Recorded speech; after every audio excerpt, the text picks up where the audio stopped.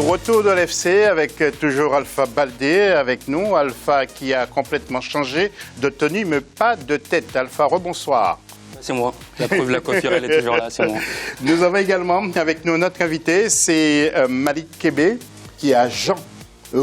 Comment doit-on vous présenter, Malik? C'est difficile. Hein? C'est difficile. Je préfère plutôt qu'on me présente parent. Parrain. Parent, oui. Parrain, papa de Nabi Kajan.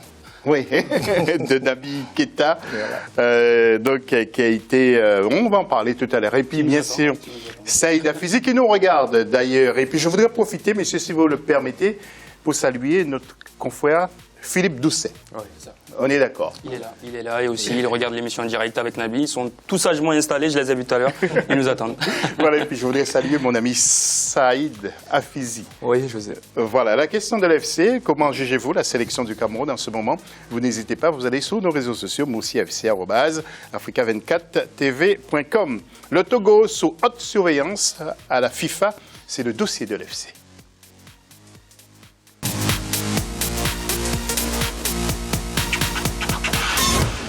Alors, la Fédération togolaise de football a élu ce samedi son nouveau président. Il s'appelle Guy Akpovi. C'est un colonel de la gendarmerie togolaise. Une nouvelle élection qui donne de l'espoir et met fin à une crise qui perdurait et qui secouait le football togolais. Depuis, justement, le Togo, nous allons rejoindre pour ce reportage Alioune Kindo. Regardez.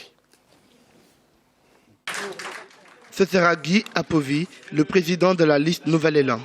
Le nouveau président de la Fédération togolaise de football a été élu lors du congrès électif de l'institution sportive samedi 13 février. Il a recueilli 25 voix sur 47 votants. Le nouveau président de la Fédération togolaise de football compte bien continuer le travail réalisé par le comité de normalisation qui avait été mis en place pour faire face à la crise que connaissait le sport roi au Togo. En ce qui concerne son profil, tout le monde sait que c'est un colonel de l'armée, donc après, il n'est pas très connu dans le milieu footballistique au Togo, puisque bon, c'est vrai qu'il a été président d'un club de D2 qu'il a fait monter en D1 sur une saison. Après, il est resté dans le comité exécutif du club de Dito, qui est un club de l'armée aussi. Donc bon, voilà, après, c'est quelqu'un de très discret. Depuis l'arrestation de l'ancien président de la Fédération togolaise de football,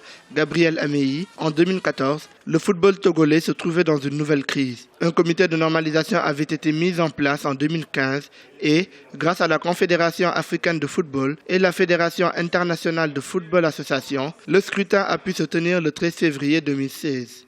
Vous savez, depuis 10 ans, le football togolais est dans cette crise-là, qui est partie de la participation des éperviers à la Coupe du Monde en 2006 en Allemagne.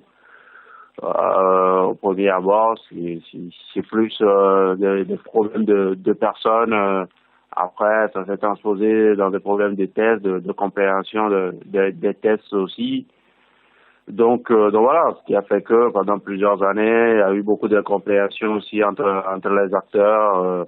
Maintenant, aujourd'hui, tout le monde se met à croire que toute cette situation-là est un peu derrière avec l'élection de ce nouveau bureau.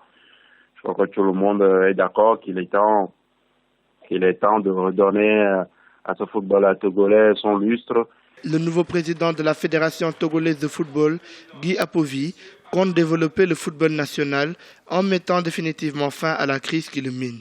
Si ses ambitions n'ont pas encore été dévoilées, le président de la liste Nouvel Élan envisage de ramener la discipline au sein de la Fédération togolaise de football. Ainsi cherche-t-il à relancer le championnat national pour qu'il reprenne de manière régulière et organisée.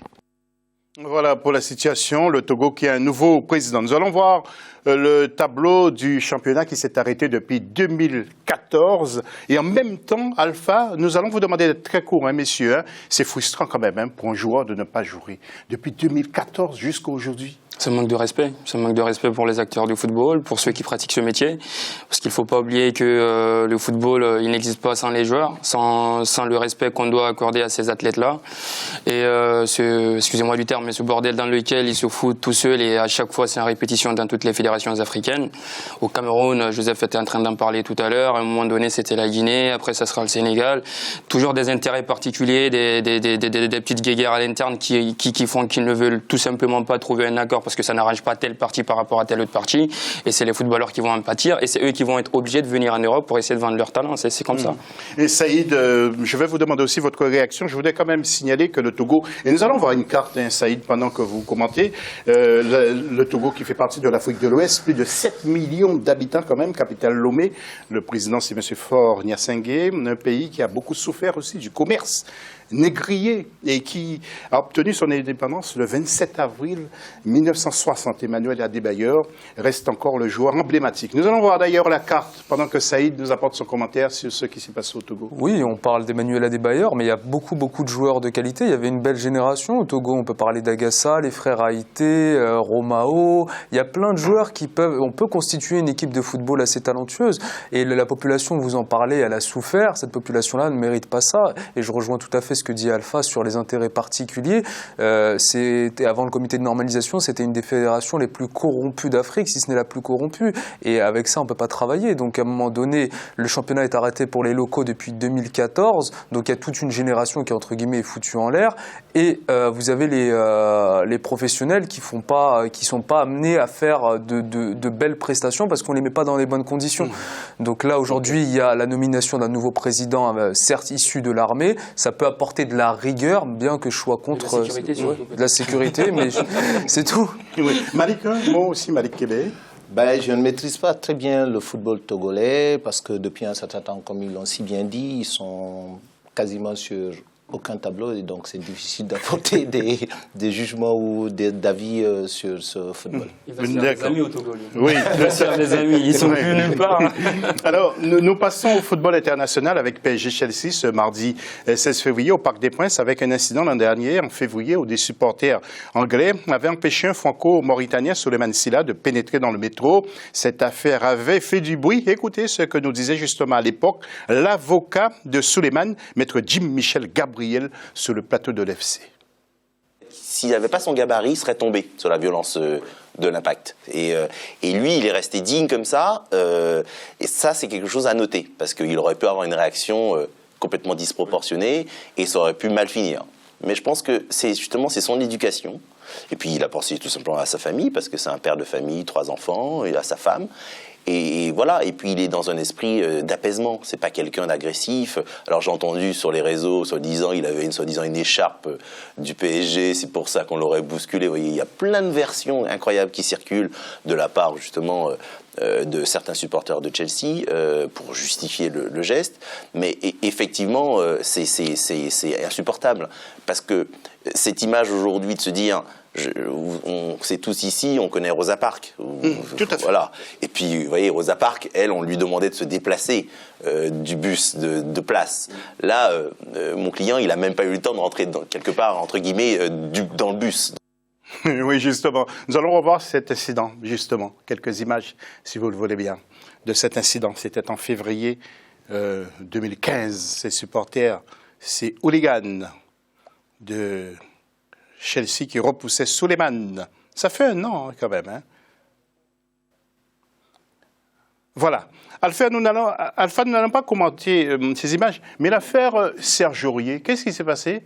Serge Aurier, il a pété les plombs, quoi. Aussi lamentable que ce geste, voilà. C'est aussi lamentable que ce geste. Serge qui, il y a une année plutôt, un an également, était dans la tourmente avec sa vidéo après la qualification face à Chelsea. Il avait d'ailleurs pris une amende avec le club. Et on retrouve encore une année plus tard cette même personne en train de répéter ces mêmes bêtises, en train de trahir ses coéquipiers, parce que tout simplement c'est de la trahison de raconter tout ce que vous pensez sur des gens que vous côtoyez au quotidien et de bousiller comme ça votre carrière. Aujourd'hui, il est mis à pied, il a une amende de 160 000 à payer en première position au club pour avoir terni l'image. Mais ça va aller au-delà de ça. C'est tout simplement la mentalité du joueur qui est remise en question. Ça donne aujourd'hui raison à tous ceux qui disaient tout simplement que voilà, c'est des mecs de cité qui ne peuvent pas se tenir, qui ne peuvent pas avoir plus haut que leur éducation. Très malheureusement, on ne peut pas apporter d'arguments contraires aujourd'hui. Il a essayé de se défendre, il a essayé de contredire, mais malheureusement, c'est... Mais quand même, il ne faut pas stigmatiser non plus cette histoire de chaque fois qu'il y a un problème, À Lyon, c'est la banlieue de Lyon. Chaque fois qu'il y a un problème en région parisienne, ce sont les jeunes du 93.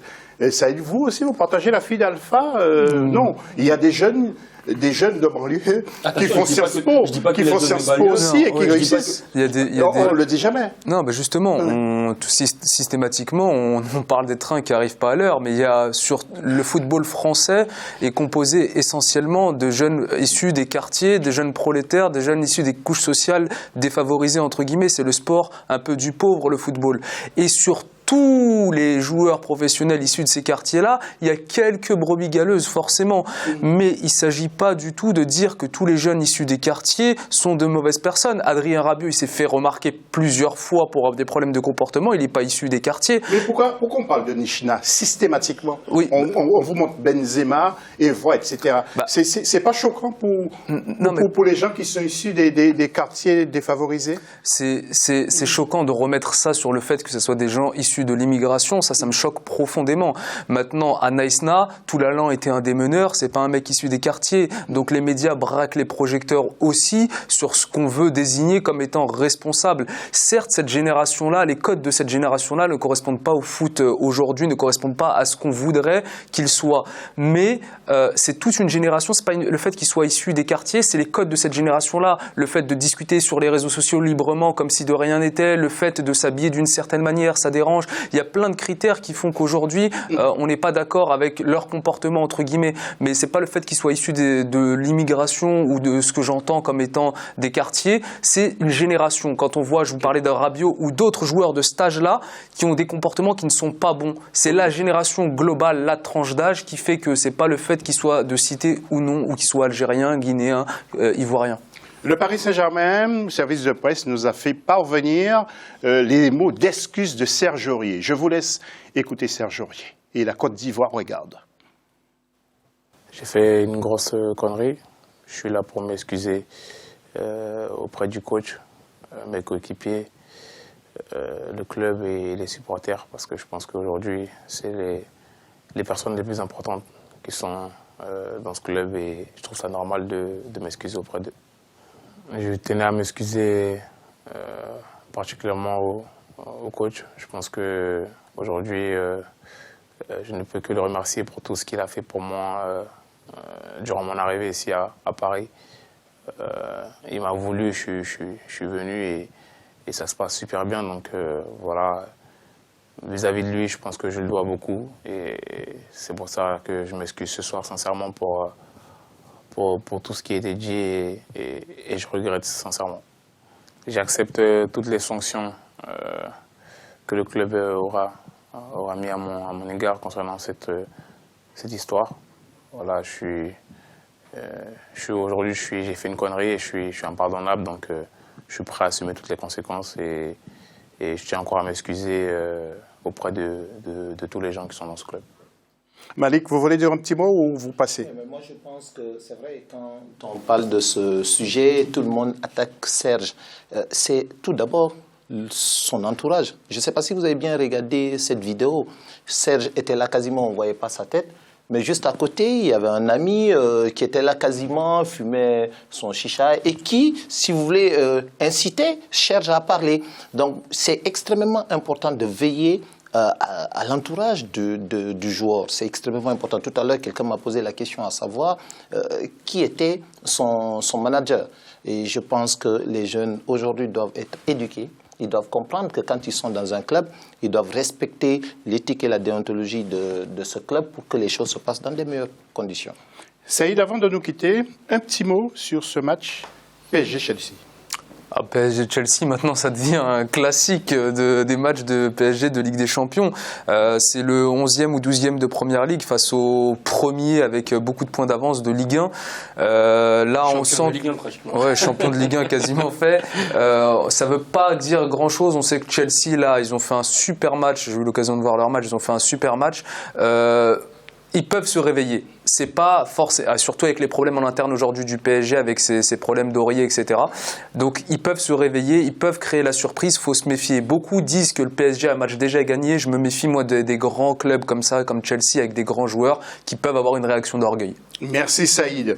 La troisième partie de l'émission, c'est dans quelques instants. Alpha, rassurez-nous, est-ce que Naby Keita sera bien sur le plateau de l'AFC? Je ne sais pas si son avion est resté bloqué dans les airs avant d'atterrir en quittant Francfort, mais je pense qu'il est sur Paris. Il avait donné rendez-vous à tous les supporters du Silly, à tous ceux qui ont voté sur votre plateau. Bon, on essaiera de voir s'il honore sa parole. Malik Keita, il a eu le temps de prendre l'avion ou pas? Si je suis là, si je suis là, vous devez vous rassurer que Naby est dans les locaux. Il est dans les locaux? Oui, bien. Écoutez, après la pause, on va voir tout ça, juste après la pause.